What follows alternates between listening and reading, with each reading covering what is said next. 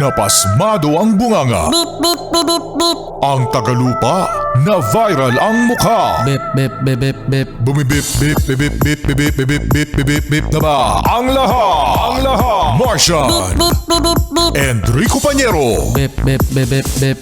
Beep, beep, beep, Bip, bip, bip, bip, bip. Bip, bip, bip, bip, bip. Titilaok!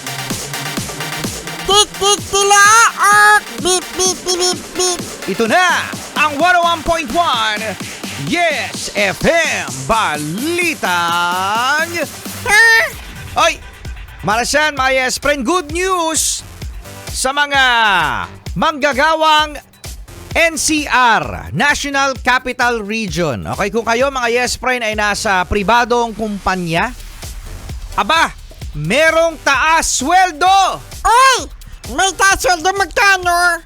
Magkano nga ba mga Yes Friend ang itataas ng sweldo, no?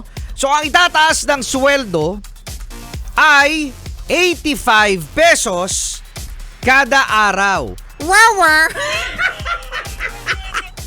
Thank you, Okay siya naman sa wala. Kaya sa wala. Bakit? Deserve natin ng 85 pesos per day, no? Sa taas ng bilihin.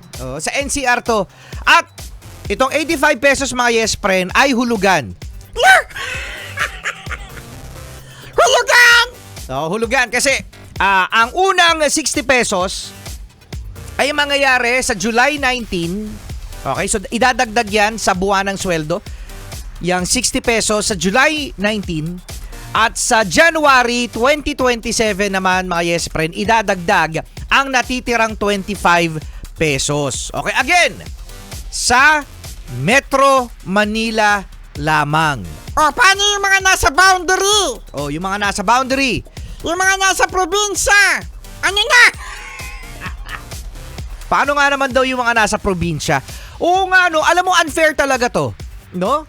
Sabihin na nating unfair ang buhay, pero unfair talaga sa mga nasa probinsya. Okay, so, aminin natin mga Yes Friend, ito yung sinasabi ng mga probinsyano, ng mga nasa probinsya na, yung isda sa amin, mura lang yan. No? Yung gulay sa amin, ang mura-mura lang ng gulay, pero dyan sa Metro Manila, ang mahal. Valid reason yon mga Yes Friend, ano?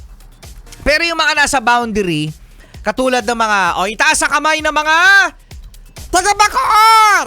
mga taga-Bacoor. Mga taga-Laguna! Mga taga-Bulacan! Mga taga-Laguna. Taga-Rizal! Mga taga-Rizal. Yan yung mga nakapaikot, mga Yes Friend, sa Metro Manila, na ang pagitan lang mga Yes Friend ay poste. Poste, yung parang nag-iba yung address, yung boundary, no? Nakapagtapak mo sa isang lugar ay Bacoor na, Bacoor Cavite, tapos pag-apak mo naman sa kabila ay Las Piñas. Syempre ang Bacoor mga Yes Friend, ayan ay NCR, Metro Manila.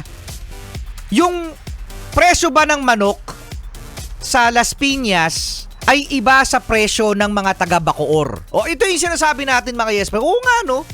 Ang presyo ba ng 1 kilong galunggong sa Bacoor ay iba sa presyo ng 1 kilo sa Las Piñas, which is part ng Metro Manila.